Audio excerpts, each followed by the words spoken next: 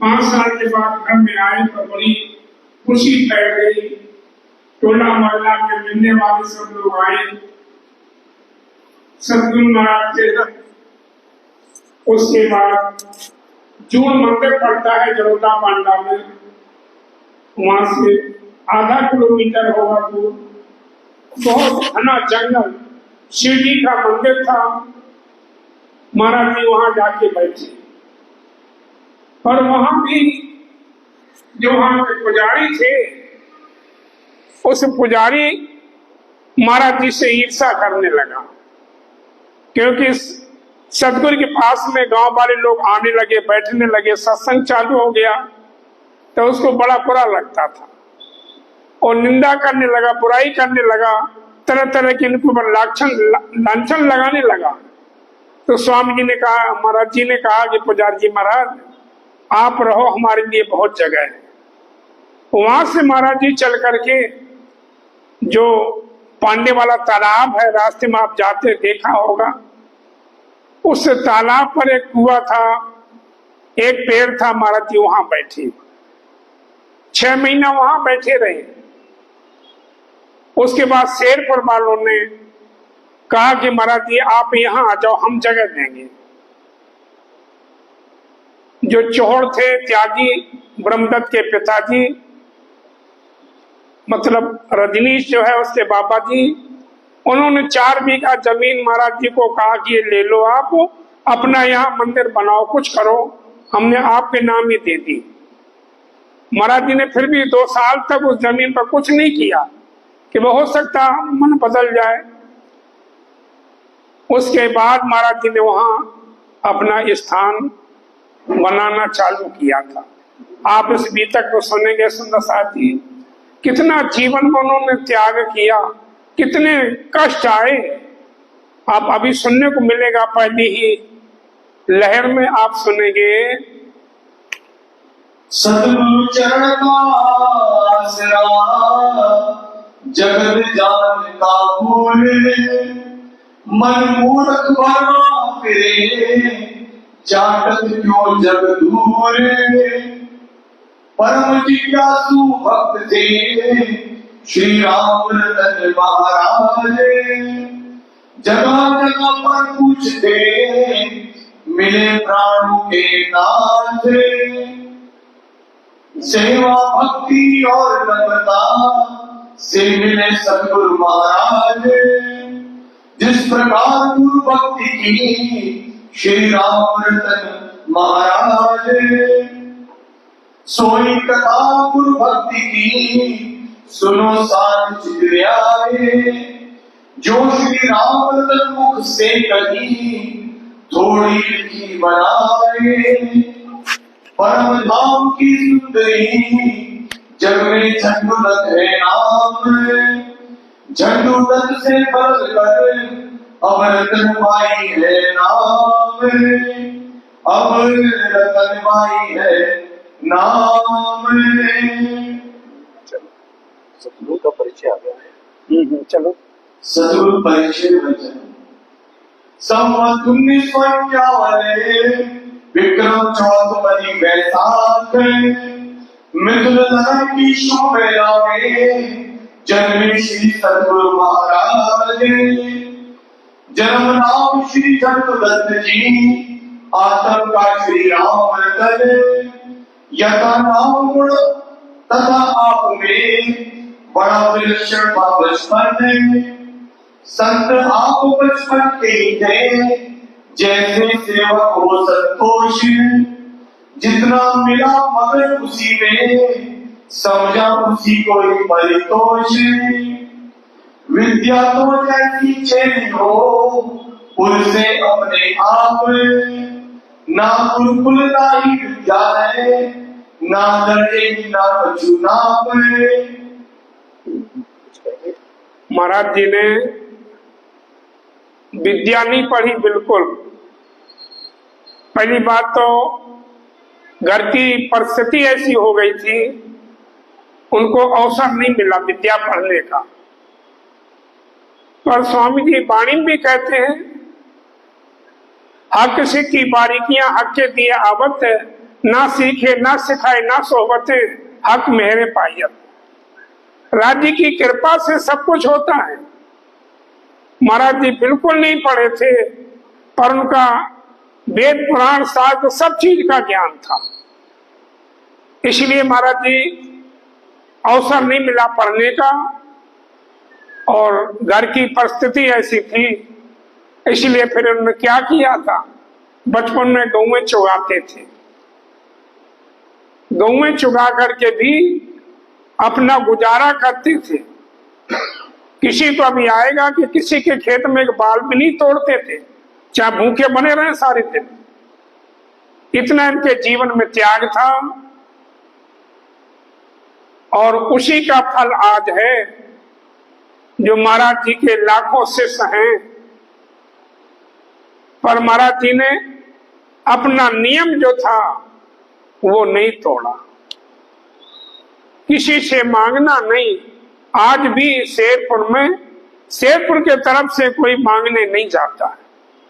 कई जगह हम देखते हैं, कहीं गेहूं मांगते हैं, कहीं कुछ मांगते हैं, चंदा मांगते हैं, पर शेरपुर की तरफ से आपने नहीं देखा होगा किसी से मांगा जाए। और गुरु महाराज की मेहनत है, इतनी कसनी है उनकी कि सुंदर साथ जी अनाज और कपड़ा आप मानोगे नहीं, भरा पड़ा है, बेहिसाब पड़ा। इतने कपड़े हैं हमारे प्रणामी समाज में कहीं नहीं आते होंगे।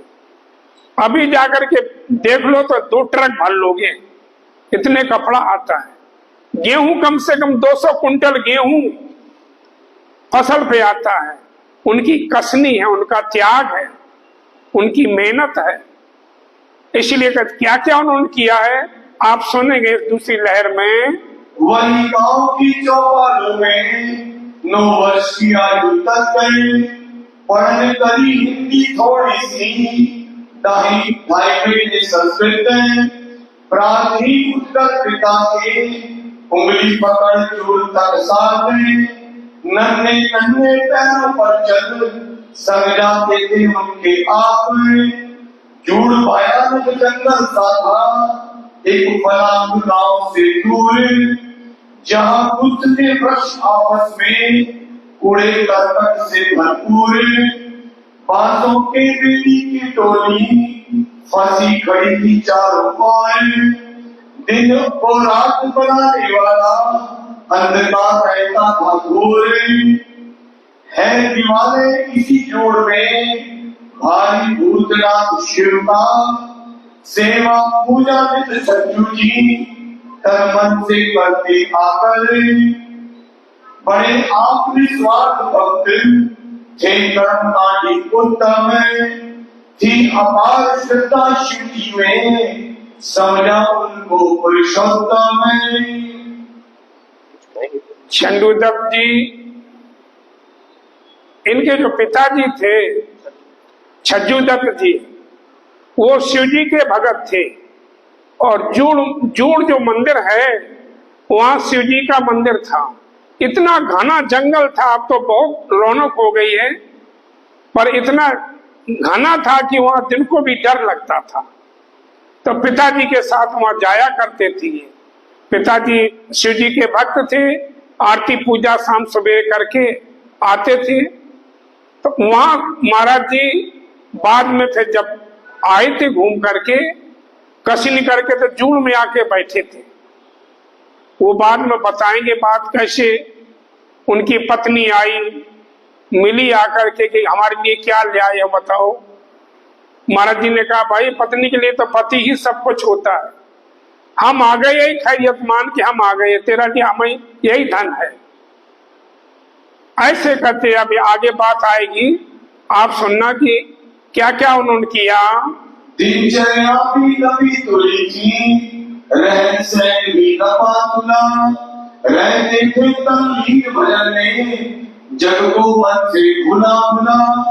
यजमानी और कोई बालिका काम पिताजी करते थे, था व्यवसाय सिर्फ इतना ही, पेट किसी से भरते थे। श्री पीतक श्री मुख द्वारा परिवार का विवरण। श्री राजभोज साथ को करता हूँ प्रणाम, झंडू तक कभी कहते थे रावण अवनाम, बुद्धि का छोटा भाई है, दो भाई हम आ जाए, बाबा भी थे तीन हमारे, तीनों में भी मां जाए, एक जगह ही रहते थे हम, बस सब चूल्हे ही थे यारे, और काम सब एक जगह था, आमद बांट लिया करते, पिता भक्ति में रहते ज्यादा, हमें बहुत करते थे प्यार, जाते साथ जिधर जाते वे, कंधे पर होके असवार, नहीं अलसाते थे हमसे, उम्र हमारी थी 6 वर्ष, ग्राम दुधली है बेड़ी, मेला भरता है प्रतिवर्ष, लेकर पिता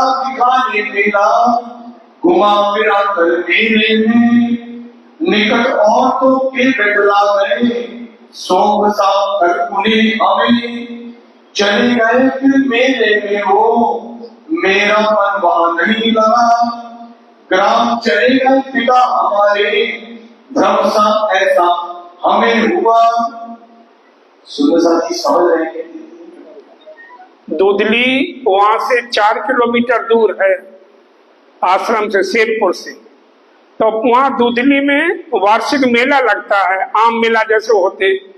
तो इनके पिताजी मेला में गए थे तो साथ ये भी चले गए थे।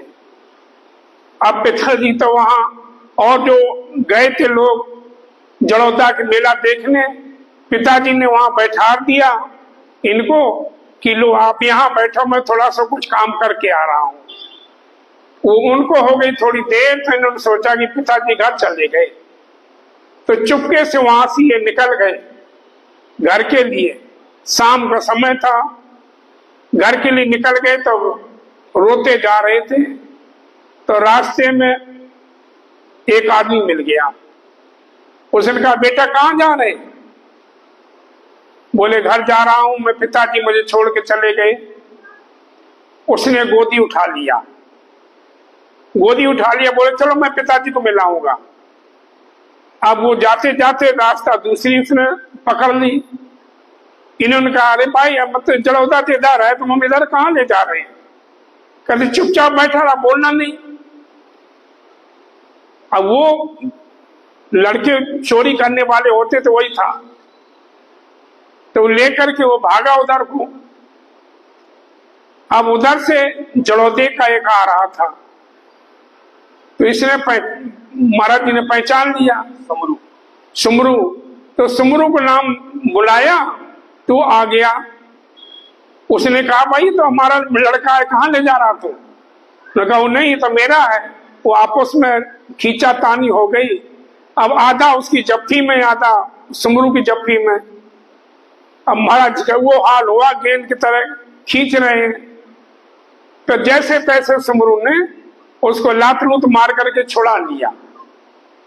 छुड़ा करके अब आगे जयपुर गांव पड़ता, वही छोटा सा। जड़ौदे में 5 गांव हैं, जड़ौदे से निकले हुए। जयपुर है, शेरपुर है, गिसरपड़ी है, किशनपुरा है। तो इसलिए कहते वो वहां महाराज जी को छोड़ दिया जयपुर में, और बोले आपके पिता को ले आऊं जाके, वो ढूंढ रहे होंगे मेले में। तो वहां से कहते सुमरू इनके पिताजी को ढूंढने गए, और ये जयपुर में किसी पंडित के घर बैठे हैं। ग्राम चले गए पिता हमारे, भ्रम सा ऐसा हमें हुआ, जिनको सौंपा मुझे पिता ने, कि वे सभी जड़ौदे की। पिता चले गए शायद वापस, मेरे मन को यही जची, भाग पड़ा मैं आंख बचाकर, उन्हें न हो पाया कुछ ज्ञात। मैं चल पड़ा पिछुड़ कर उनसे, दिन छिपने की है ये बात। 3 कोस के लगभग दूरी, समय वक्त की पगले का था। अब कुछ दूर निकल आया मैं, एक आदमी हमें मिला। मैं रोता जाता था जिस दम, बोला मैं हमसे आकर, क्यों रोता जाता है भैया, उठा लिया गोदी आकर। रोवे मत चल पिता तुम्हारे, यही मक्की पर है मेरी, चल मैं हम तुझे मिलवा में तुमसे, चला मुझे लेकर गोदी, मैं भी चुप हुआ इतनी सुन, खेतों खेतों में निकला, जब जंगल की ओर चला मैं डरता डरता उससे बोला, अपना रास्ता नहीं उधर को, उस रास्ते जाएंगे हम, लगा हमें धमकाने में तो, खबरदार जो मारा तुम, तेरे पिता किधर ही होंगे, चुप बैठा है कंधे पर तुम, बोला नहीं सुना मैं मुझसे, वह भागा मुझको लेकर, जंगल जंगल भागा जाता, जब आया पांडु तालाब, अपना नौकर सुमरु दिखा, हमें भी सुमरु को आवाज, जंगल में आया था मैं, टेर पड़े जब उनके कान, ना थी रुकावट वहां फसल की, एकदम था खाली मैदान, दूर दूर तक दिखता था मैं, समर सुन करके भागा, किसका बच्चा टेर रहा है कौन व्यक्ति लेकर भागा, निकल गया जिसको मैं पुरुष के, उसको समरू ने पकड़ा, खेचा तान हुई बहुत दोनों में, काफी देर हुआ झगड़ा, वह अपना बदलाता हमको, समरू अपना बदलाता, आधा में उसकी जबकि में, आधा वो खेचे जाता, अपनी हालत ऐसी समझो, भेड़ भेड़ियों में जैसे, चाहे तो टुकड़े करने, फंसा बीच में मैं ऐसे, लगी चटकने चूड़ों की नस, आंखों में तारे चौके, चीख पुकारता बुरी तरह मैं, कौन न देखा था सुनने, घूसे लात एक दूसरे को, मार रहे थे आपस में, कभी हमारे भी लग जाती, ऐसा अंधाधुंधी में, लात लगी समरू की उसको, छाती पर जमकर करके, छूट गया मैं उसके कर से, उठा लिया समरू ने देख, भाग पड़ा मैं व्यक्ति वहां से, घबरा कर जंगल की ओर, रहा चीखता समरू काफिल, दौड़ो कोई है बच्चा चोर, लेकिन दिल उतर चुका अंधेरा, काफी उतर चुका था तब, पहुंच ना पाया कोई मदद को, हुआ ना कोई मतलब, पूछी बात बात में मुझसे, क्यों हाथ लगा मैं इसके, मुझसे मेरी बीती सुनकर, भागा समरू मेरे में, परेशान होंगे पंडित जी, मेले में फिरते होंगे, ढूंढ मची होगी चौकों तरफा, उन्हें खबर देनी थी जाके, हमें चिरंजी पंडित के घर, जयपुर छोड़ छाड़ समरू, सूचना भागा मेरे को, ताकि उन्हें खबर दे दूं, इधर खोज थी अपनी काफी, चंपा चंपा मेरे का, खोज रहे थे लोग और भी, जिस दम उसको पता लगा, दौड़े पिता तुरंत जयपुर को, आकर मुझे से पूछा हाल, किस प्रकार भागा मेरे से, तुझे उठा करके दज्जाल, हमने जो जो गणित सुनाई, लिखते बख्श पिता के हम, अर्थ लगाने लगे पिताजी, बहुत बात सुन के करके कम, मेरी भगत है घर वालों की, सांस मार करके बोले, परमात्मा सब ठीक करेंगे, अधिक बात ना कुछ बोले, आए घर आए हमको लेकर के, रही बहुत दिन उसकी खोज, कौन आदमी लेकर भागा, लेकिन हुआ कुछ भी नहीं कुछ बोल, बड़े विभिन्न थे ताऊ हमारे, सही नहीं थे ताऊ जान, उन्हें दबाते किसी आंखों, कोसा करते हो बर्बाद, घर और बार हमें मिल जाए, वो छज्जू का दीवार, इस प्रकार की मनोगति थी, खुदाई थी हृदय अतुल, मेरी भगतताओं की होया, अनायास घट गई स्वयं, जाने करने वाला या परमात्मा, क्या जाने हम, करनी खुद करता ही पड़ता, भोग मौका आया है, हमने तो आप ही की कह दी, किस्सा सुनाया है, खेले कूदे 8 वर्ष तक रहा पिताजी का साया, लेकिन एक ऐसा वक्त न रहता उसने भी पलटा खाया। संवत 1959 में पिता हमारे धाम गए, समय मृत्यु का पूर्व कह दिया था भगवत प्रसाद जी से। 8 वर्ष की आयु की विदना के मंदिर टूट गए एक साथ सब, पिता पुत्र सर्वंत टूट गए एक साथ सब, पिता पुत्र सर्वंत। प्रथम लहर पूर्ण हुई नहीं रखो फिर तो दूसरी लहर चालू हो जाएगी। सर जी, प्रथम लहर में आपने सुना किस तरह से 5 वर्ष की आयु में परमहंस महाराज जी अपने पिता के साथ एक मेले में गए। अपने नन्हे नन्हे पैरों से पिता की उंगली पकड़कर झंडू अपने पिता के साथ मेले में जा रहे हैं। लेकिन जब पिता को किसी काम की आवश्यकता पड़ती है तो अपनी बेटी को जोड़ा पांडव की महिलाओं के पास सुपुर्द रखे जाते हैं। लेकिन एक बालक मन थोड़ी देर में विचलित हो जाता है जब अपने पिता को वहां नहीं पाते और पिता को ढूंढने के लिए मेले में ही बाहर निकल जाते हैं, क्योंकि उन्हें ऐसा ज्ञात होता है कि शायद पिताजी उन्हें छोड़कर कहीं आसपास चले गए। लेकिन जब वो मेले से जुड़ा होते हैं, पिता से जुड़ते हैं, तब एक बच्चा चोर जिसकी नजर उस 5 वर्ष के अबोध बालक पर है जिसको कोई ज्ञान नहीं है, वो बच्चा चोर उस बालक को अर्थात जंगलदत्त को उठा के जंगल की तरफ भागता है।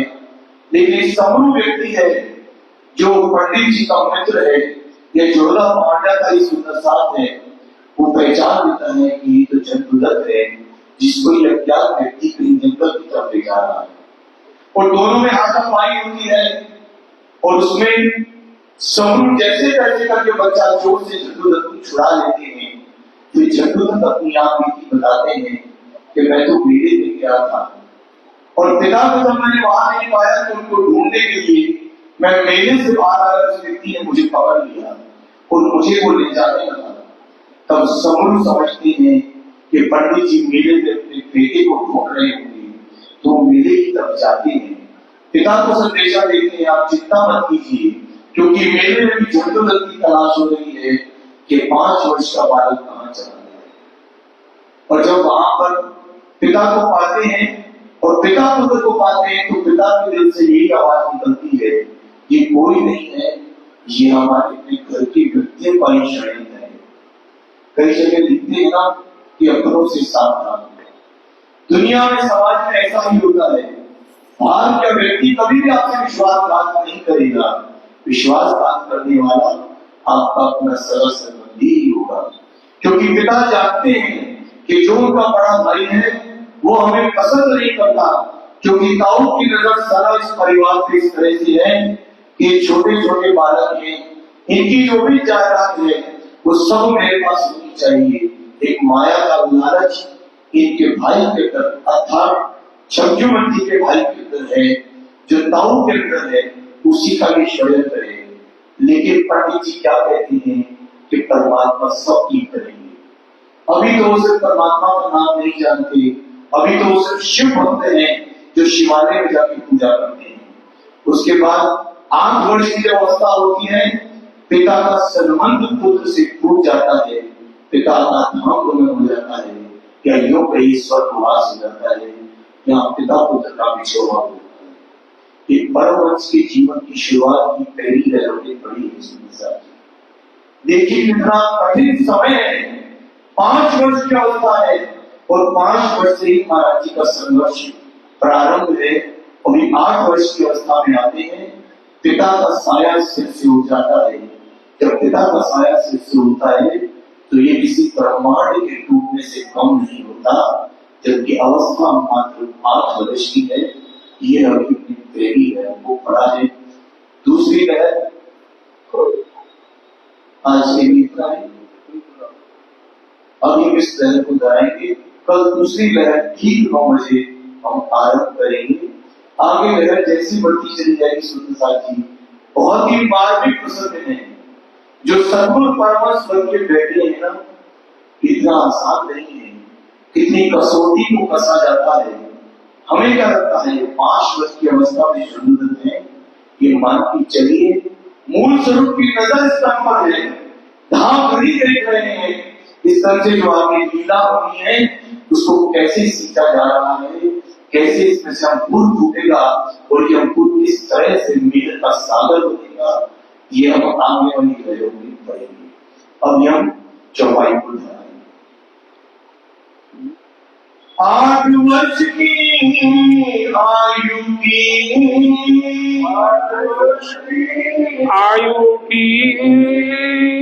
विदना के बंधे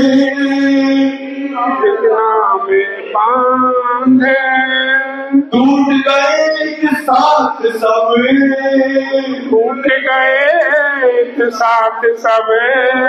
पिता पुत्र सन्मंदे, पिता पुत्र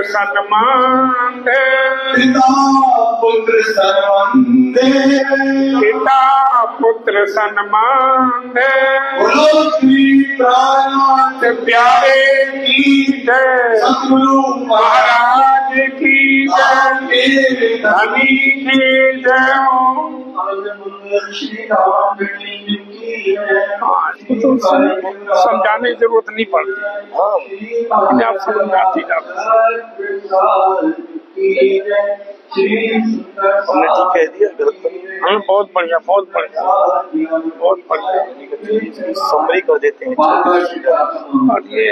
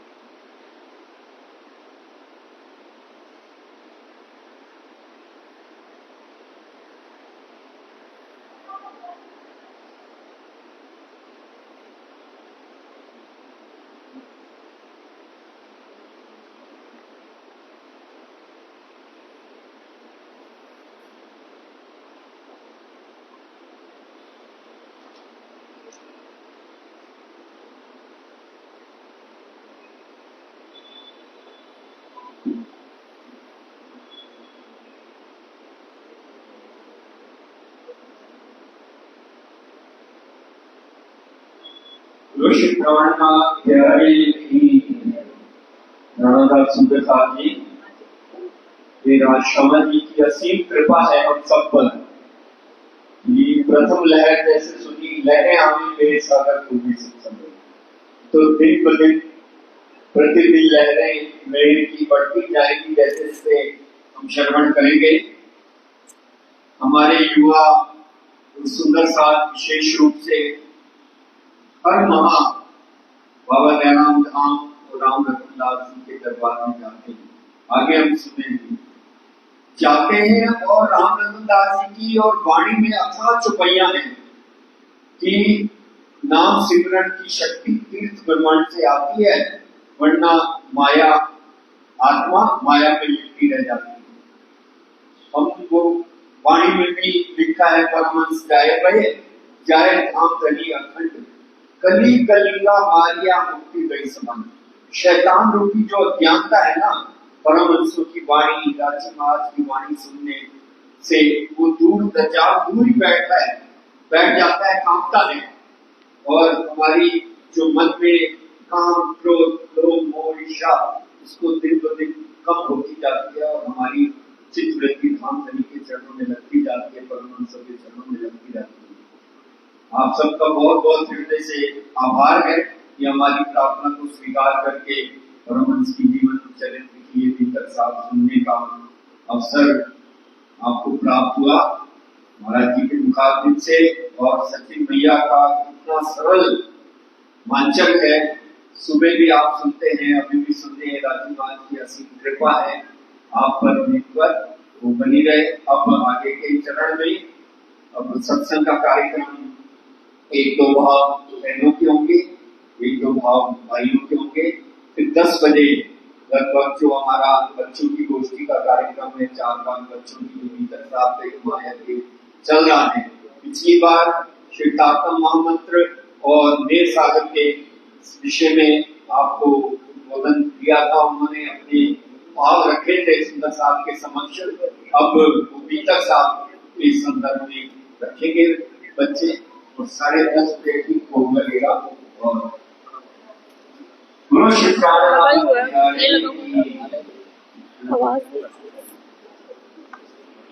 ना माइक और दे दो ना बस। कल प्रातः काल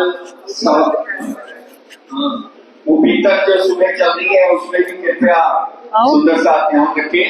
5 मिनट विलंब आने से वो प्रसंग छोड़ जाता है जो सुंदर साहब। और शाम को नहीं सोचा मैं तो ऐसे आ गई थी। अगर हम प्रसंग सुनेंगे तो एक चौपाई भी नहीं छूटेगी, तो हमें और आनंद आएगा।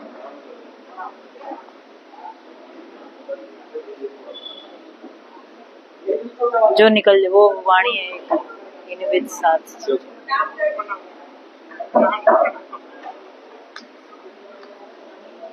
इनविद साथ जी जाइए है लिखा हुआ। आप कहाँ जा रहे हो? कोई सुनने वाला ही नहीं है।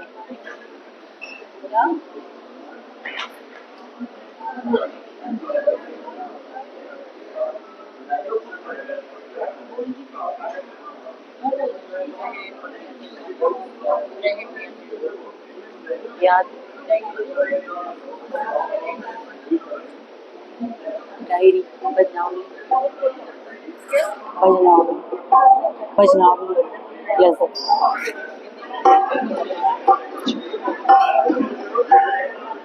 बोलो श्री प्राणनाथ प्यारे की जय।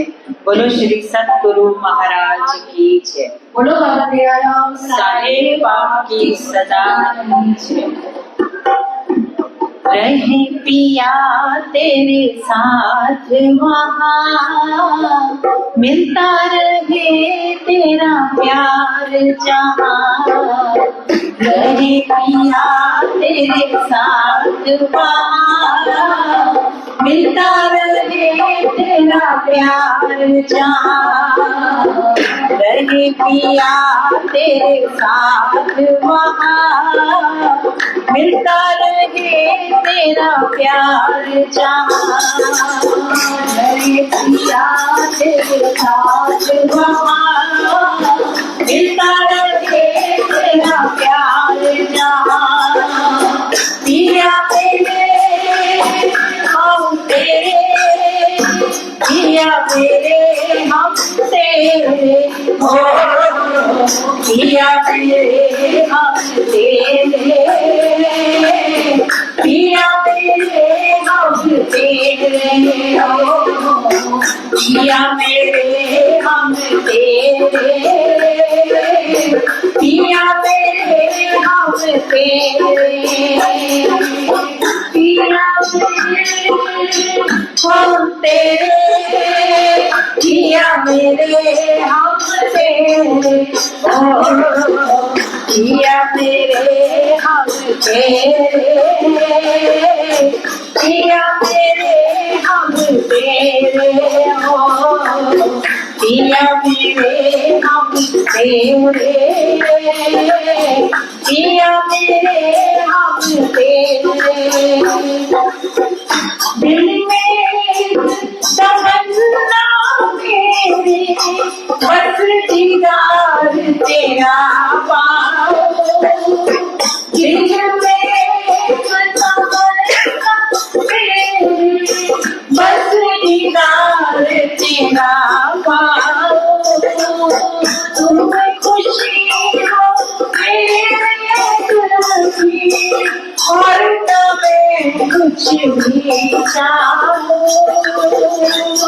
खुशी हो मेरे दिल की, और न मैं कुछ कुछ भी चाहो चाहो बंधन कोई जहाँ रहे पिया तेरे साथ वहाँ चाहो बंधन कोई जहाँ रहे पिया तेरे साथ वहाँ पिया मेरे हम तेरे पिया मेरे हम तेरे पिया मेरे हम तेरे पिया मेरे हम तेरे पिया मेरे पर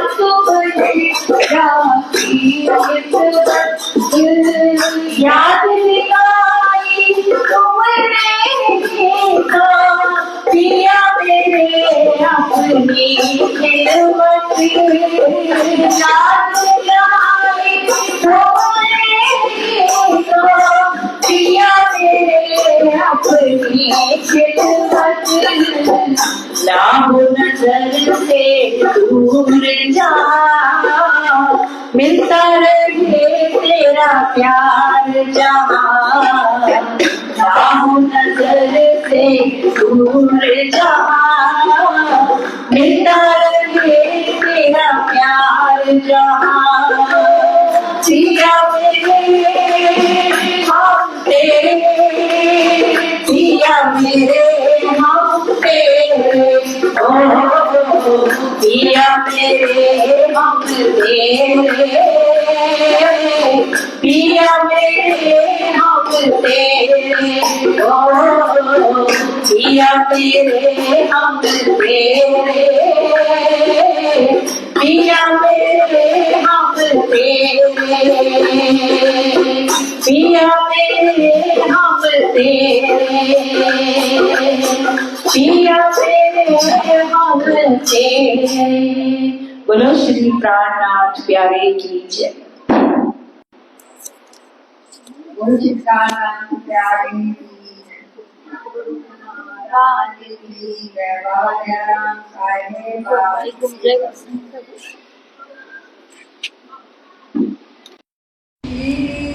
जब दुनिया में आए जोश था शिव जी जब दुनिया में आए तार तब का जोश था शिव जी जब दुनिया में आए तार तब का जोश था ओ शिव जी जब दुनिया में आए तार तब का जोश था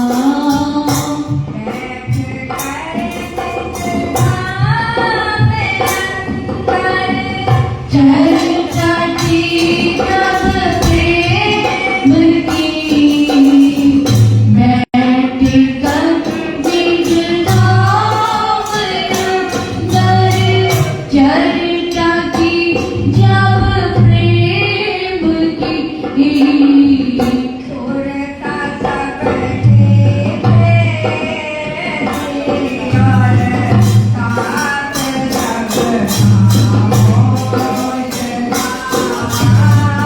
सुनता सब की फेरनी और साथ सब का होश था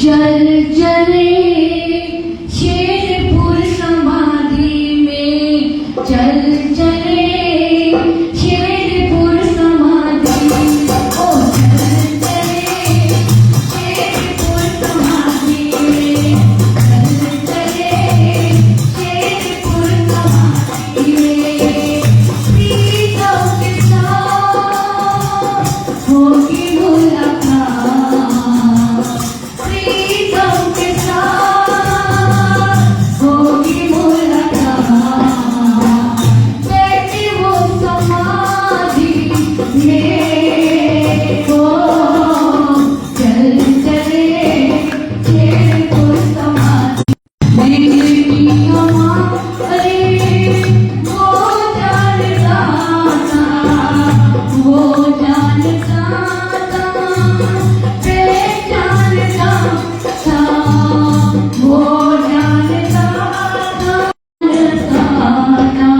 जिंदगी समाधि में, ओ चल चले शेरपुर समाधि में, चल चले शेरपुर समाधि, बोलो श्री राम।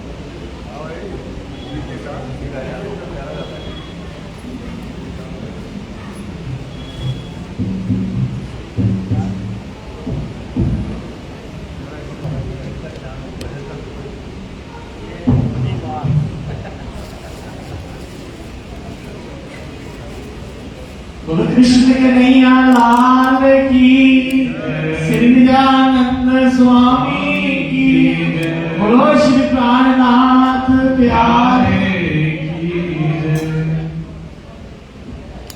बेशक इल्म देकर हमें अपना बनाया है,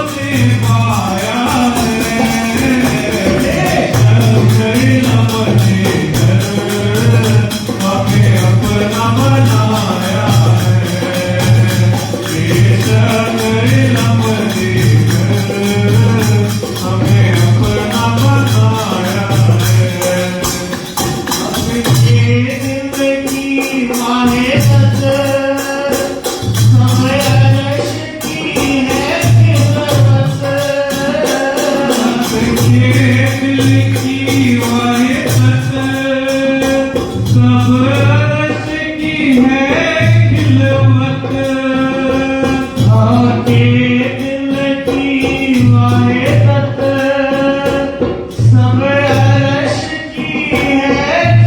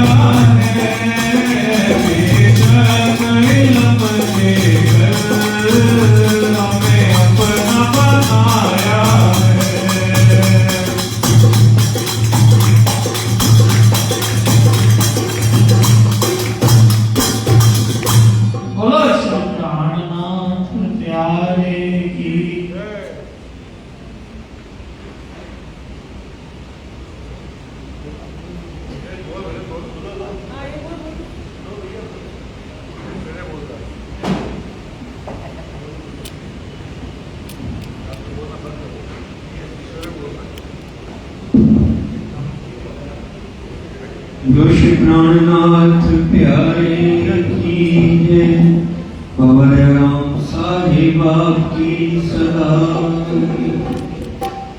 मैंने खेल नहीं मांगा था, आपने मुझसे मंगवाया।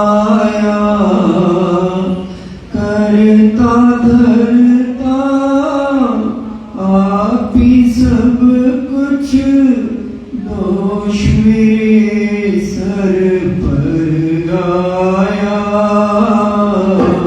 मैंने खेल नहीं मांगा था, आपने मुझसे मंगवाया। करता धरता आप ही सब कुछ, दोष मेरे सर पर आया। मैंने खेल नहीं मांगा था, आपने दिल में उपजाया।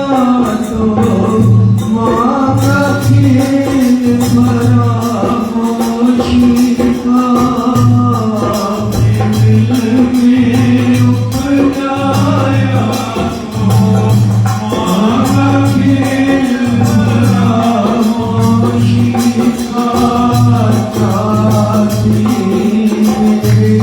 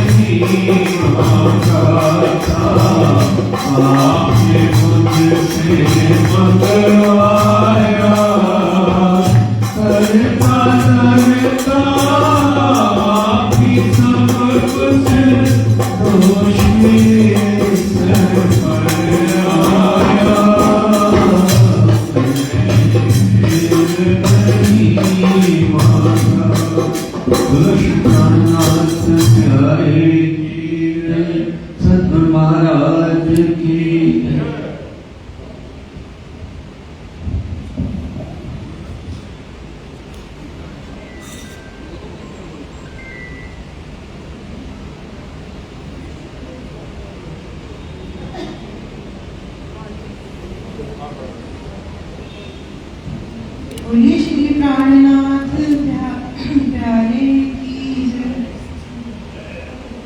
प्रणाम जी। सुंदर साहब जी, जैसे कि हम सबको विदित ही है कि प्रथम शनिवार को, प्रत्येक माह के प्रथम शनिवार को गोष्ठी का आयोजन सुनिश्चित किया गया है। इसी क्रम में एक गोष्ठी पहले हो चुकी है और अगस्त माह के प्रथम शनिवार की ये द्वितीय गोष्ठी है, जिसमें हमारे समाज के होनहार बालक और युवा पीढ़ी धर्म की ओर बढ़ने का प्रयत्न कर रहे हैं। इसमें कोई ना कोई टॉपिक निश्चित किया जाता है। पिछली बार नीरसागर और तारतम्य का टॉपिक एक निश्चित किया था, उसमें बच्चों ने अपने विचार रखे थे। और इस बार चूंकि बीतक चल रही है, देश भर में हर मंदिर में बीतक का महा है। हमारे यहाँ भी शेरपुर से आदरणीय श्री कृष्णदास जी पुजारी जी हमें सरल शब्दों में, मधुर वाणी में बीतक का रसपान करवा रहे हैं। इसीलिए इस गोष्ठी का टॉपिक भी हमने बीतक ही रखा है, तो बच्चे इसमें अपने विचार रखेंगे। सर्वप्रथम इसमें आ रहे हैं दक्ष, ये बीतक के बारे में बताएंगे, बीतक क्या है।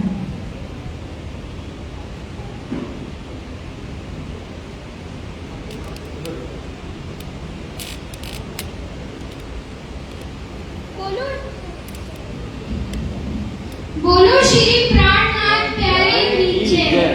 प्रणाम सुंदर साथ जी। निजानंद संप्रदाय में श्रावण मास में भारत देश के हर प्रणामी मंदिर में संत गुरुजन द्वारा बीतक कथा का वाचन होता है। हमारे जयपुर श्री कृष्ण प्रणामी मंदिर में भी निजानंद आश्रम शेरपुर से आदरणीय श्री कृष्णदास जी पुजारी जी द्वारा सरल शब्दों व मधुर वाणी में बीतक कथा सुनने का सौभाग्य सुंदर साथ को प्राप्त हो रहा है। सुंदर साथ जी, बीतक क्या है? बीतक का शाब्दिक अर्थ है बीता हुआ। बीतक का शाब्दिक अर्थ है बीता हुआ। निजानंद संप्रदाय की बीतक में श्री देवचंद्र जी से लेकर पद्मावतीपुरी धाम तक का संपूर्ण लीलाओं का वर्णन किया है। निजानंद संप्रदाय में 17 बीतक है, जिसमें सबसे प्रमुख श्री लालदास जी की बीतक है, क्योंकि प्राणनाथ जी ने श्री लालदास जी के धाम हृदय में विराजमान होकर बंगला जी दरबार में श्री बीतक साहब की रचना करवाई। श्री प्राणनाथ जी के श्री गुम्मट जी में स्थित होने के पश्चात स्वामी जी की आज्ञा अनुसार श्री लालदास जी ने उसी दिन श्रावण मास की पंचमी में बीतक लेखन का कार्य आरंभ किया और श्री कृष्ण जन्माष्टमी के दिन संपूर्ण किया। लालदास जी के हृदय में स्वामी जी के स्वयं विराजमान होने के कारण लालदास जी को मामती की शोभा मिली। विरोध सारा विश्व का भागत इन बीतक सबको पहचान हो गई। पहुंचे हर कदमों हम, पहुंचे कदमों हम। धन्यवाद।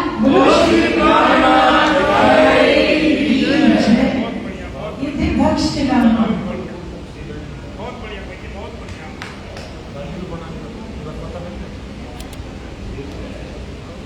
अब इसके पश्चात बीतक का आरंभ हमारा जहाँ से होता है, भविष्य पुराण में राजा करे जो विचार, वचन जो है व्यास के ताको करो विचार, ताको करो विचार। अब ये आरंभ हमारे करेंगे सागर भैया।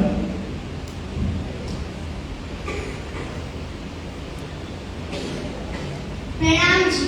बीतक मेरे प्राण के आत्म के आधार, सर्व सुख देने योग्य हो लीला नित्य विहार। श्री प्राणों के प्रीतम आत्म के आधार श्री राजी महाराज के अति लाडले सुंदर साथ जी, आपके श्री चरणों में मेरा कोटि कोटि प्रणाम। भविष्य पुराण में राजा कहे जो विचार, वचन जो है व्यास के ताको करो विचार। श्री राजी महाराज ने सतयुग में सभी ग्रंथों में कुरान आदि में अपने आने का विस्तार बता दिया था। शिव जी ने भी उमा जी को यह बताया था कि 28वें कलयुग में बुद्ध निष्कलंक अवतार प्रकट होंगे। और उमा जी के पूछने पर व्यास जी ने यह भी बताया था सतयुग, त्रेता, द्वापर, कलयुग में कुल कितने राजा होंगे तथा उन सबके क्या क्या नाम होंगे।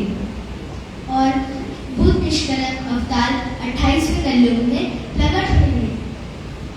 श्री महामती कहे एहसास जी ये शास्त्र कहे यो कर आगे अपनी भीतर जो लीजिए चित्तर। अब श्री प्राणनाथ जी यह फरमा रहे हैं कि अब वो 28वां कलयुग आ गया है और अब श्री बुद्ध निष्कलंक अवतार प्रकट हो चुके हैं। और अब हम लोग श्री राजी महाराज और उनकी ब्रह्म सृष्टियों की जो भीतर है उसका हृदय से विचार करेंगे। प्रणाम जी।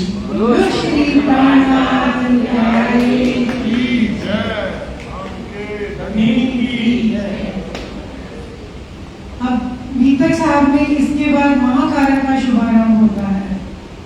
अब कहूँ फिर के मूल मिलावे की भीतर जैसी आज्ञा धनी की सो बातें गुजरात सो बातें गुजरात। अब महाकारक पर अपने कुछ विचार रखेंगी मिसेस ऐश्वर्या भगत। इनका ये पहला मौका है मंदिर में बैठ के कुछ बोलने का, तो कुछ गलतियों को नहीं इसकी तरफ से क्षमा याचना करें।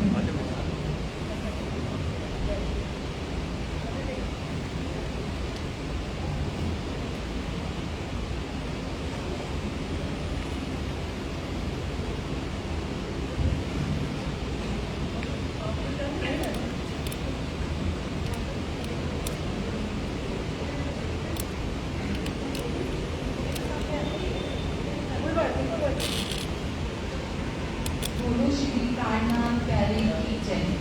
प्रणाम जी। है मेरी प्यारी परम धाम की आत्माओं, मैं आपको फिर दोबारा परम धाम की मूल मिलावे में जो इश्क रब हुआ था कि हमारा इश्क बड़ा है, वह सारी बातें सुनाकर तुम्हें परम धाम और तुम्हारे धनी की पहचान करवाता हूँ।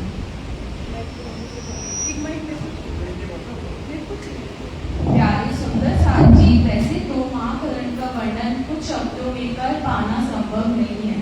हमारे संत गुरुजन जो भी मंदिरों में दीपक का रसपान करवाते हैं वो कम से कम 2-3 दिन तक इस प्रसंग की वर्णना करते हैं। पीतक साहब की प्रकरण 2 चौपाई नंबर 3। एक खेल देखन की इच्छा उपजाई दोए, अक्षर और संयन का आदि अनादि फल कयो सोए। परम धाम में जो राजी महाराज सस्तानंद परम धाम में राजी महाराज सस्तानंद हमारे नाम धनी अपनी आनंद स्वरूपा श्यामा जी महाराज और सखियों के साथ इष्टमय भूमि पर आनंद प्रेम की लीला करती हैं। उनके सत अंग अक्षर ब्रह्म उस इष्टमय भूमि पर बाहर से ही सस्ता करके लौट जाते थे। एक दिन राजी महाराज के दिल में आया, मैं दिखाऊं अपना इश्क और दिखाऊं साहेबी, रूहे जानत नहीं मतलब। जैसे ही राजी महाराज ने अपने दिल में लिया, वैसे ही अक्षर के मन में भी राजी की परम धाम की आनंद इष्टमय भूमि देखने की इच्छा उत्पन्न हुई। और उसी क्षण श्यामा जी महारानी और सभी सखियों के मन में भी अक्षर ब्रह्म का खेल देखने की इच्छा उत्पन्न हुई। पहले गई भक्त के दिल में, ता पीछे आई माहे नूर, ता पीछे हाथी रुमन में यूं कर हुआ जहूर। अक्षर ब्रह्म और श्यामा महारानी व सखियों की यह इच्छा परम धाम में रहकर पूर्ण नहीं हो सकती थी। इसलिए राजी महाराज ने सखियों को सूरता द्वारा खेलने भेजा। सखियों ने राजी महाराज से 3 बार खेल देखने की इच्छा। राजी महाराज ने 3 बार खेल में आने के लिए मना किया। मने किए हमको 3 बेर, हम मांगिया फेर फेर फेर। इस वास्ते संसार में 3 बार आना पड़ा, ब्रज, रास और जागनी ब्रह्मांड में। ये 3 ब्रह्मांड हुए जो अब ऐसे हुए न उसी कब। इन तीनों में ब्रह्म लीला भई, ब्रज, रास और जागनी गई। रास में खेल देकर ब्रह्म सृष्टि वापस परम धाम लौट गई, परंतु दुख का खेल देखने की इच्छा पूर्ण नहीं हुई थी, तो तीसरी बार जागनी के ब्रह्मांड में आए। मनोरथ पीछे रहे तब तीसरो भयो इंद्र, तामे आए बरारब, आमर फैलाया ब्रह्मांड।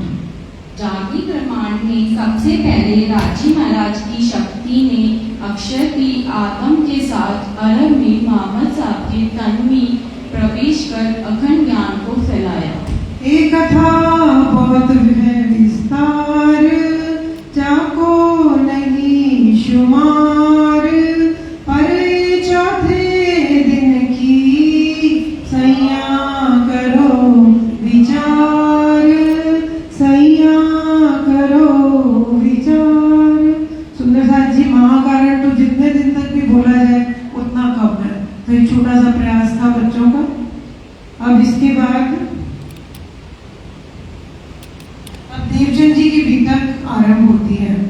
साल 9 से 90 मास नव हुए रसूल को जब, रूहल्ला मिसल गाजियों सैया उतरे तब, संवत 1638 से आसो सुधी 14 को, जन्मे दिन श्री देवचंद्र जी आए प्रगटे मारवाड़ में, आए प्रगटे मारवाड़ में। ये देवचंद जी की बीतक में जो उन्हें प्रथम दर्शन हुए राजी महाराज के, उसका वर्णन करेंगे लव्य।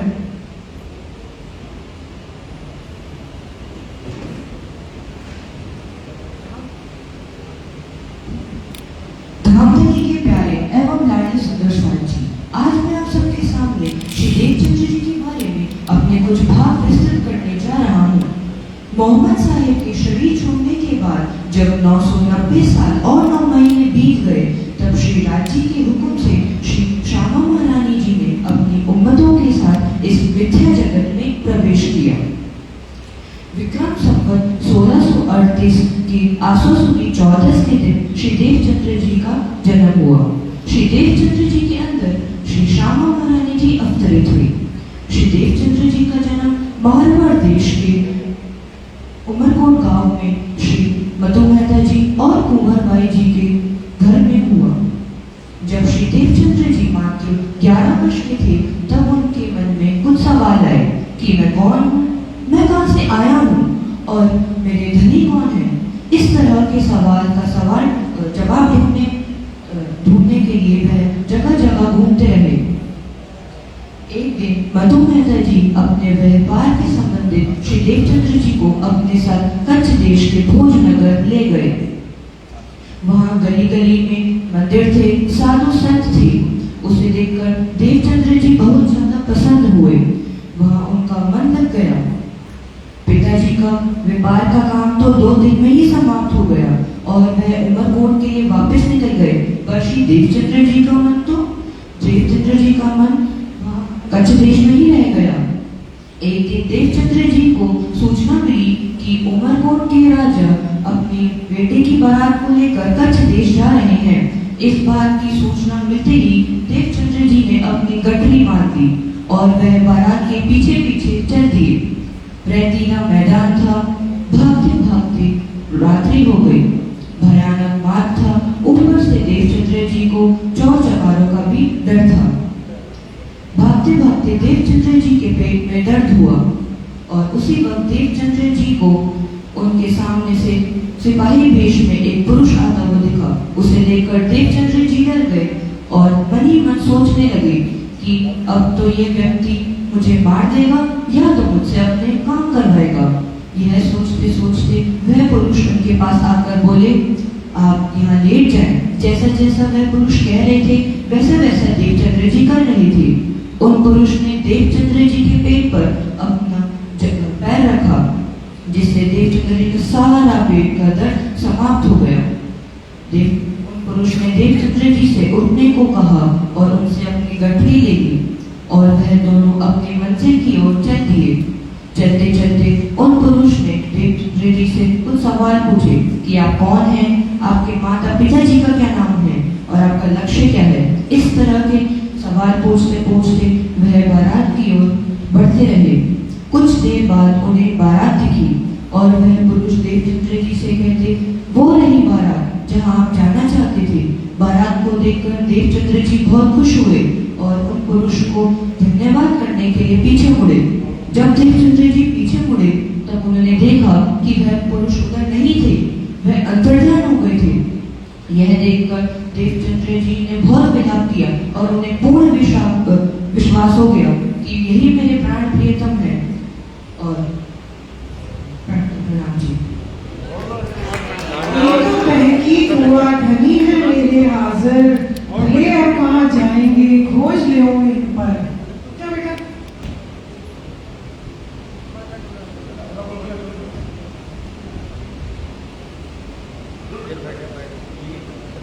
अब देवचंद्र जी कच्छ देश जाते हैं, उसका वर्णन करेंगे अध्ययन।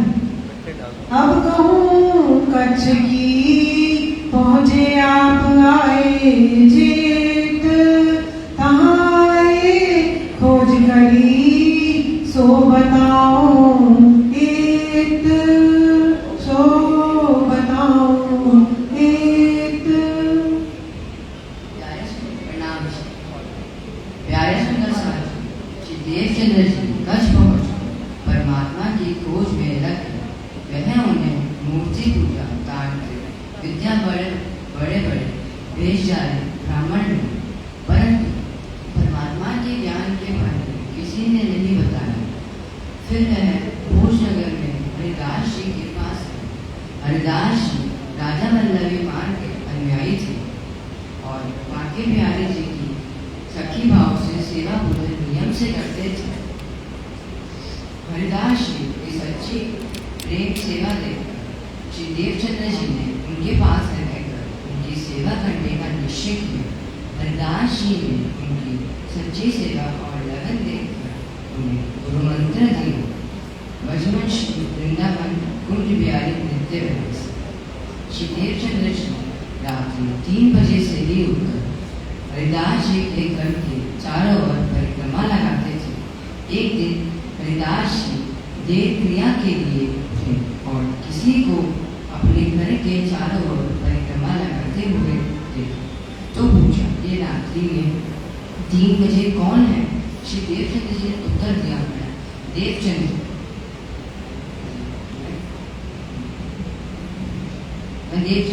हरिदास जी ने कहा, इतनी रात को यहाँ कैसे? तब उन्होंने जवाब दिया कि मुझे समय का पता नहीं चला, परंतु श्री देवचंद्र जी को रोजाना परिक्रमा लगाते हुए देख श्री हरिदास जी ने उनके बाल मुकुंद की मूर्ति देने का सोचा। शुभ मुहूर्त देखकर एक दिन जब श्री देवचंद्र जी बाल मुकुंद की मूर्ति लेने हरिदास जी के पास गए तो वह मूर्ति अरूप हो। हरिदास जी और श्री देवचंद्र जी को व्यथित हुए। हरिदास जी ने भोजन प्रसाद ग्रहण किया और पूरे मन से प्रार्थना करते हुए आधी रात्रि को साक्षात्कार मुकुंद ने आकर दर्शन देकर, ये हरिदास, तुमने श्री देवचंद्र के ब्राह्मण रूप से शिष्य की सेवा करवाई है। उनके अंदर साक्षात श्यामा जी स्वरूपा को तुमने नहीं पहचाना या इतनी सेवा स्वीकार नहीं कर सकता, इसलिए दृश्य हो गया। अगर श्री देवचंद्र जी की हो तो उन्हें बांके बिहारी के वस्त्रों की सेवा दे दें। इस तरह हरिदास जी को देवचंद्र जी के स्वरूप की पहचान हुई और उन्होंने श्री देवचंद्र जी बाके बिहारी की वस्त्र सेवा के लिए एक बार श्री देवचंद्र जी ध्यान अवस्था में भोग लगा रहे थे तो उन्हें लगा कि मैं राधिका रूप में अखंड गोकुल में नंद के द्वार पर खड़े हूँ, जहाँ यशोदा मैया दूध उबाल रहे थे। जैसे ही श्री देवचंद्र जी उनके द्वार पर जाकर खड़े हुए, मैया ने कहा, आओ देवचंद्र। आरोपण देवचंद्र जी ने उनसे पूछा, श्री कृष्ण कहाँ है? मुझे उनके दर्शन करने हैं। तो यशोदा मैया ने उत्तर दिया, वह वन में खेलने गए हैं। श्री देवचंद्र जी ने कहा, मुझे उनके दर्शन करना चाहता हूँ। मैया ने उन्हें देकर यह ले जाओ, दोनों मिलकर आरोप ले। श्री देवचंद्र जी श्री कृष्ण जी को ढूंढते हुए वन में पहुंचे। तब श्री कृष्ण जी के रूप में स्वयं श्री राजी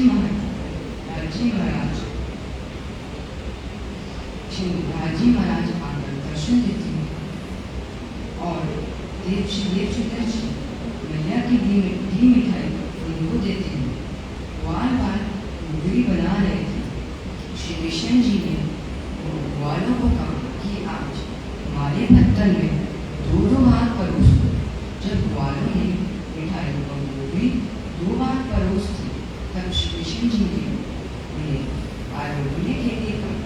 जैसे ही श्री देवचंद्र जी ने आरोपने के लिए हाथ बढ़ाया, उनका हाथ धरती पर लगा। वह भूल गए थे कि वो चितवनी कर रहे हैं। उनका तो सामने गोबरी का प्रसाद रखा है। तभी उनको निश्चय हो गया कि ये मेरी आत्मा के पति हैं।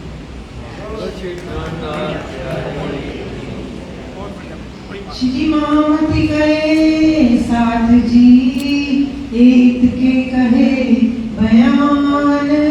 श्री देवचंद्र जी के स्वरूप की एक कहूँ पहचान, एक कहूँ पहचान।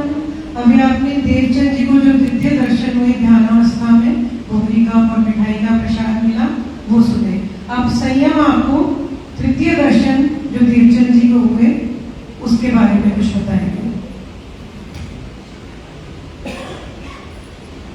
कोटि कोटि प्रेम प्रणाम धामधनी जी के प्यारे एवं लाडले सुंदर साथ जी। आज मैं आपके समक्ष नौतनपुरी की भीतर की बात बताने जा रहा हूँ।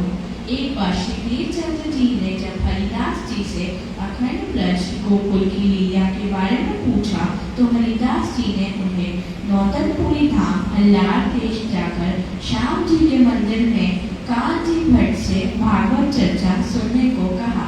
श्री देवचंद्र जी महाराज अपने कुल परिवार सहित नौतनपुरी में रहने लगे और श्याम जी के मंदिर में कांजी भट्ट से निष्ठाबद्ध होकर भागवत चर्चा सुनने लगे।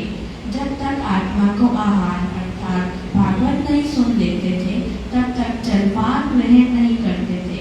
कभी देवचंद्र जी के मंदिर पहुंचने से पहले कांजी भट्ट 1-2 श्लोक कह भी देते थे, तो देवचंद्र जी कथा समाप्त होने के बाद पुनः उनसे उन श्लोक का अर्थात पूछ लेते थे। कांजी भट्ट तब तक चर्चा शुरू नहीं करते थे जब तक धनी श्री देवचंद्र जी नहीं आ जाते थे। इस कारण से बड़े बड़े साहूकारों से खटपट रहती थी। वल्लभी मार्ग के अनुयायी एकादशी को व्रत करते थे। द्वादशी का दिन व्यास जी के शरीर छोड़ने का दिन था, इसलिए द्वादशी को चर्चा नहीं होती थी। परंतु देवचंद्र जी एकादशी के व्रत वाले दिन भोजन करते थे और द्वादशी को उपास रखते थे। इस बात की शिकायत साहूकारों ने कांजी भट्ट से की। कांजी भट्ट ने देवचंद्र जी से पूछा, तो उन्होंने बताया कि द्वादशी को मेरी आत्मा को आहार नहीं मिलता, इसलिए मैं शरीर को भी आहार नहीं देता। इस तरह 14 वर्ष तक निष्ठापन भागवत सुनने के बाद देवचंद्र जी को शारीरिक कसौटी से भी गुजरना पड़ा। एक दिन भागवत चर्चा सुनते हुए अक्षराधीश श्री लालजी महाराज ने आवेश स्वरूप में उन्हें दर्शन दिए। उन स्वरूप में देवचंद्र जी ने पूछा, हे देवचंद्र, क्या तुम मुझे पहचानते हो? देवचंद्र जी ने कहा, तुम हमारे काविंद एकता जानत है हम। तब अक्षराधीश श्री रामधन जी ने कहा, तू कौन आई क्यों कर, कहाँ है तेरो वतन? नार तू कौन कसम की, दृढ़ कर कहूँ वचन। देवचंद्र जी ने कहा, मैं इतना ही जानता हूँ कि आप मेरे धनी हैं। तब श्री लालजी महाराज ने कहा, तुम परम की श्यामा महारानी हो, तुम्हारा नाम सुंदरबाई है और आप इस जागृत ब्रह्मांड में खेल देखने के लिए आई हो। अब तुम परम धाम की सभी आत्माओं को मेरी पहचान करवाकर परम धाम से ले आओ। तब धनी श्री देवचंद्र जी ने कहा, हे धनी, मैं उनको कैसे पहचान सकूंगा? लालजी ने कहा, मैं स्वयं उन्हें तुम्हारे पास भेजूंगा। हे देवचंद्र जी, तुम्हें कुछ और पूछना है तो पूछ लो, अब मैं तुम्हें इस रूप में दर्शन नहीं दूंगा। तब धनी श्री देवचंद्र जी ने कहा, हे धनी, अब आप कहाँ जाओगे? तब श्री लालजी महाराज ने कहा, तुम्हारे ही आकार में आए के बैठे हम, अर्थात मैं तुम्हारे अंदर ही आकर विराजमान हो जाऊंगा। तब श्री देवचंद्र जी ने कहा, अब मुझे और क्या चाहिए? श्री लालजी महाराज अपने मूल स्वरूप की पहचान कराकर अदृश्य हो गए और धनी श्री देवचंद्र जी के हृदय स्थल में आकर विराजमान हो गए। कोटि कोटि प्रेम प्रणाम। बोले श्री प्राणनाथ प्यारे की जय। ये आपने छोटे छोटे बच्चों के मुख से देवचंद जी को जो 3 दर्शन हुए उनके बारे में सुना। बच्चों ने अपनी तरफ से बहुत अच्छा प्रयत्न किया, इसके लिए इनको बहुत बहुत बधाई। अभी छोटी सी बच्ची है माहिरा, एक कविता के माध्यम से बीतक के बारे में कुछ कहना चाहेंगे, 2 मिनट में।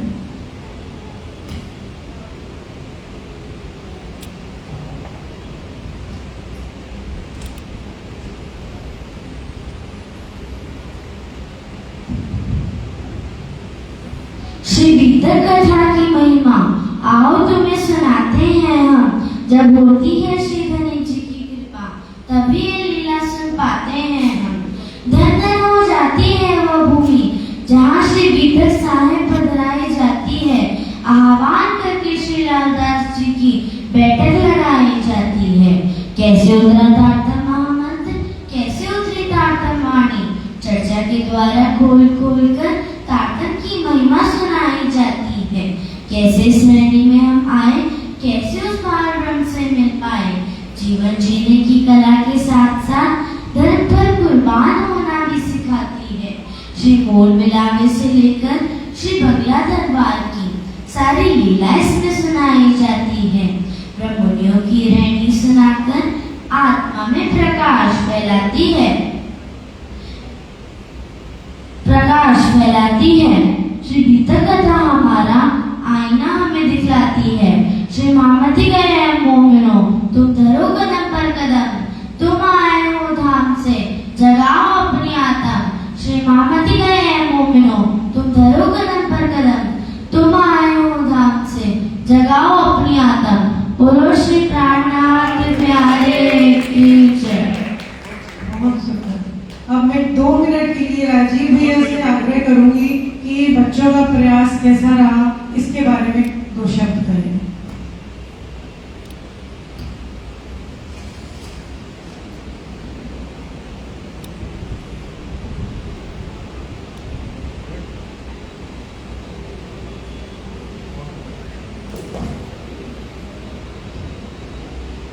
श्री श्यामा महारानी जी की जय। सुंदर साहब जी, बीतक क्या है क्या नहीं है ये सब हमको पता है, क्योंकि हम बड़े हो गए। अभी तक तो अभी तक चल रही है, और जो 300 साल पहले थे वो भी सुन रहे थे, हम भी सुन रहे हैं, आगे हमारे बच्चे भी सुनेंगे, उनके बच्चे भी सुनेंगे। तो बीतक तो बीतेगी नहीं, बीतेगा कौन? हम बीतेंगे। लेकिन इन बीतने और बनने और बीतने के बीच में अगर हम अपने ये छोटे छोटे प्यारे प्यारे बच्चों को बना देते हैं कुछ संस्कार में, तो ये वास्तव में हमारे बीतने में ये अखंडता है, ये आनंद है। ये प्रणामी पंचायत हमारे आदरणीय प्रधान जी इस विषय में चिंतित हैं, ये हमारे लिए बहुत बधाई का विषय है, शुभकामना की बात। अभी ये 6 बच्चों ने लगभग यहाँ 7 बच्चों ने बोला, ये भैया हमारे थे। सबसे पहले दक्ष, फिर थे सागर, फिर लव, अध्ययन, संयम, और ये बिटिया ऐश्वर्या, और ये माहिरा। तो इन्होंने जो बोला है ये वास्तव में बहुत ही मनन और गंभीर विषय है, जिसको इन्होंने अपनी आयु से ज्यादा बोला है। और वास्तव में यही एक चिंतन का बात है कि हम क्या अपनी आयु पर भी इतना या इनके जितना बोल पाते हैं, या सुन पाते हैं, या कह पाते हैं, आदि इत्यादि। ये एक विचारणीय बिंदु है। तो यहाँ बच्चों ने बोला है, मुझे याद आ रहा है, अभी समय नहीं है, नहीं तो बहुत विस्तार से बताता। 1997 में एक लहर सी आई थी जिसमें 8-10 महीने लगातार सुबह प्रातःकाल आरती आदि, वंदना आदि में, प्रार्थना में आते, और रोज मुझे अवसर मिला था वहां श्री प्राणनाथ भवन में 10 मिनट की चर्चा।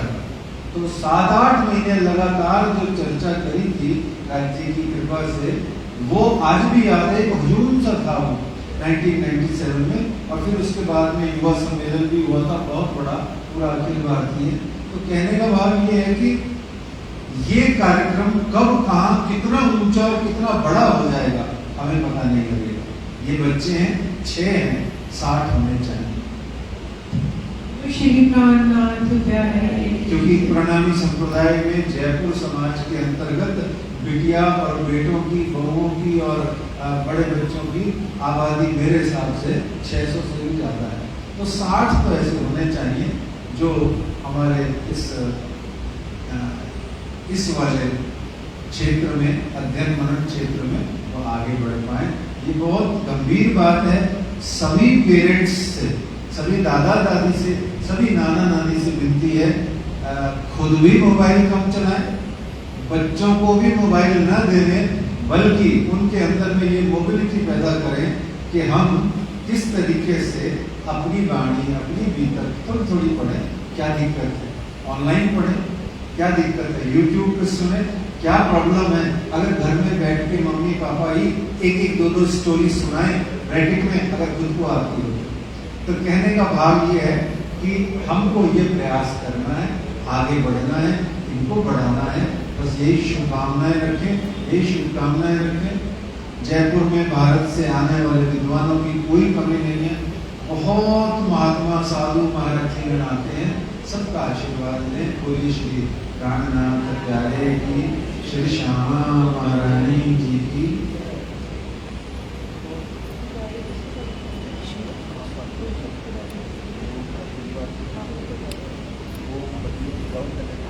आदरणीय पुजारी जी से आग्रह करूंगी कि वो बच्चों को आशीर्वाद स्वरूप 2 शब्द दें और अपना आशीर्वाद दें।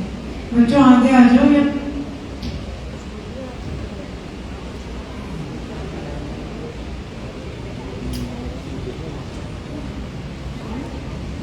बोलो कृष्ण कन्हैया लाल की, सदगुरु महाराज की। प्यारे सुंदर साथी, मुझे तो बड़ी खुशी हुई। मैं नहीं समझता था कि बच्चे इतना कुछ याद कर लिया। और मैं तो ये कहूँगा कि हमारे इस बहन जी का प्रयास है, इन बच्चों को तैयार किया।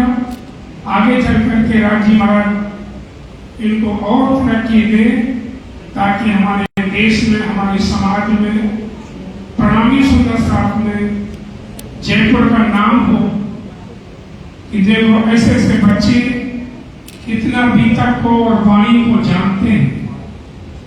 नहीं तो लोग प्रणामी हो गए, बुढ़े हो गए, तारता भी पूरा नहीं आता। तो मैं तो कहूँगा कि बड़ी खुशी की बात है, और हमारी तरफ से तो बहुत बहुत इन बच्चों को बधाई हो।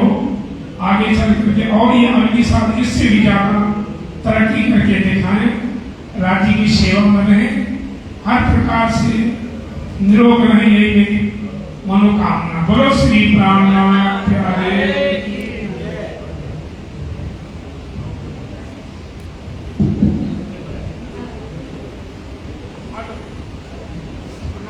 श्री प्राणनाथ प्यारे की, धाम के धनी की, धाम के धनी की, धाम के धनी की, बाबा दयाराम साहेब जी की, राम रतन दास साहेब जी की बहुत बहुत आभार है आप सबका, और विशेष तौर पर राजीव जी का, जो सब प्रेरणा से अपने मार्गदर्शन से हमें अभिभूत कराया। प्राणदास सुंदरसाद जी, कुछ कहने की आवश्यकता नहीं है, आप सबने, हम सबने अनुभव किया ही होगा कि आज के बदलते युग में जब मीडिया, इंटरनेट का छोटा सा बच्चा 1 साल का भी होगा, मोबाइल उसके हाथ से छीन लो तो वो दुखी हो जाता है, रोने लगता है। चाहे कोई भी अवस्था का प्राणी हो, चाहे बच्चे हो, बड़े हो, महिला हो, पुरुष हो, सबको मोबाइल चाहिए, सबको मीडिया चाहिए, व्हाट्सएप चाहिए। और आज इस बदलते युग में अगर बच्चों को कहते हैं ना, जिन हर बराव मौनो हुक्मे कर सब काम, ये राजीव महाराज का हुक्म ही है, जो हमारे पूर्वजों ने, कहते हैं जिस इमारत की नींव मजबूत होती है ना, उसमें कितने भी भूकंप आ जाएं, वो हमेशा टिकी रहती है और उसकी आयु बहुत लंबी होती है। हमारे बुजुर्गों ने जो हमें दिया, आज उसी का ही परिणाम है।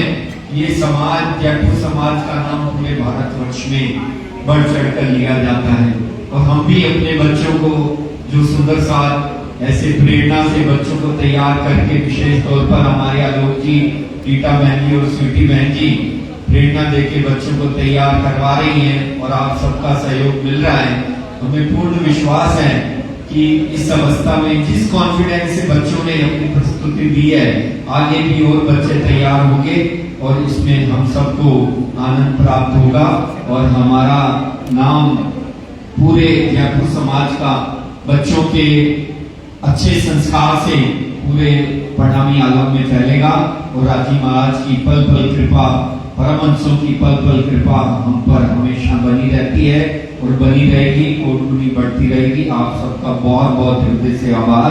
5 बार श्रीतारका मंत्र का जाप और प्रार्थना और भोग के बाद। बोलो श्री प्राणनाथ प्यारे की जय।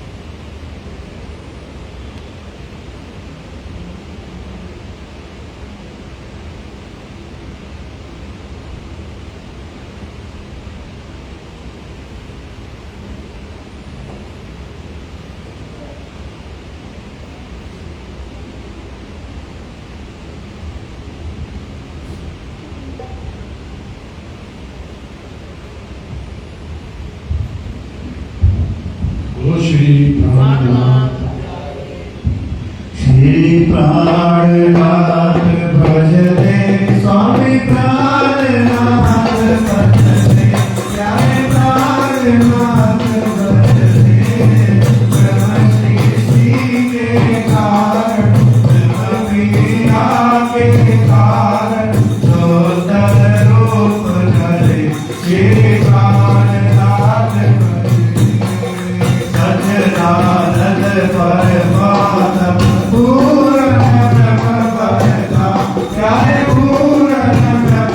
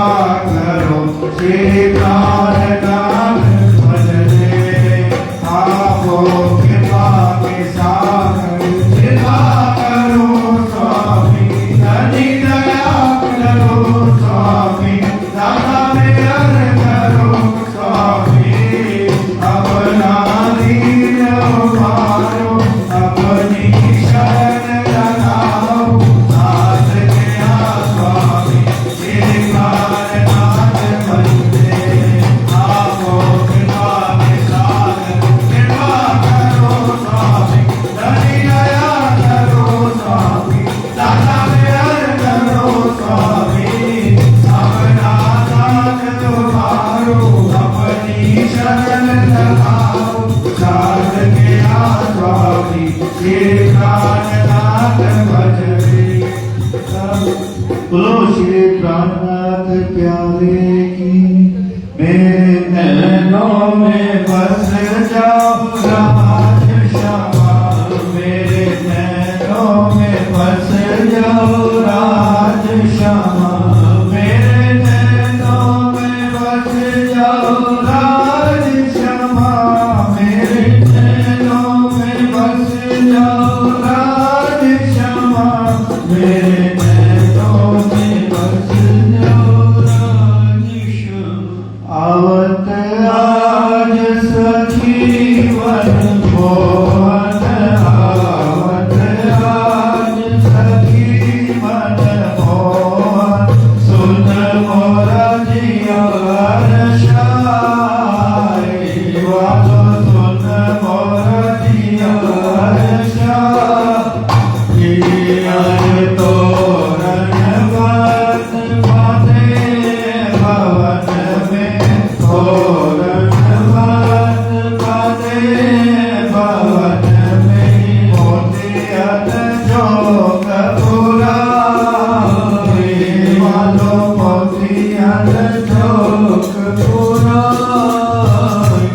आज प्रेम पावन पितारो प्रिया जी को प्रेम पावन पितारो हरि जी की सखियां सहित करवा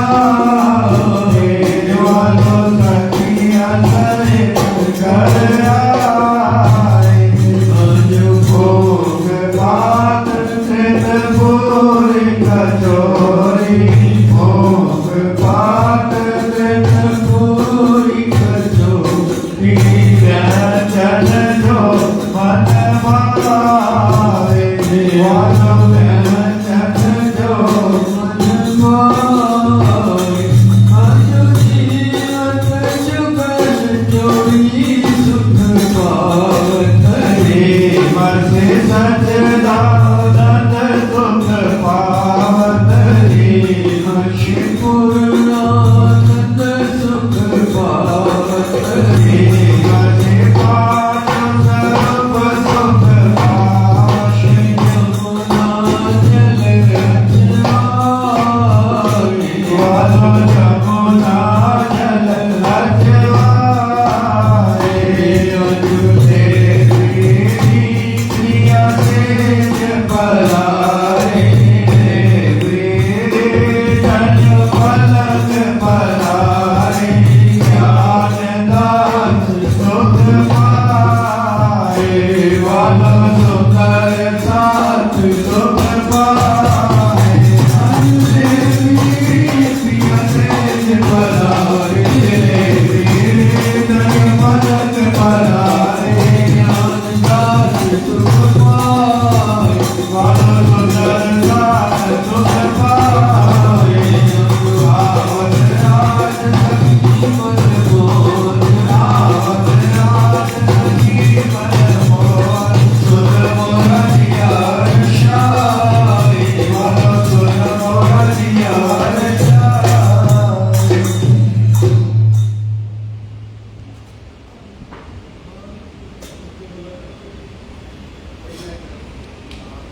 श्री आनंद मंगल श्री राम नरी जोगी जय श्री भाई जोरा जोगी जय श्री महाराज छात्र जो की जय, श्री सुंदर साज जो की जय, श्री सुंदर साज।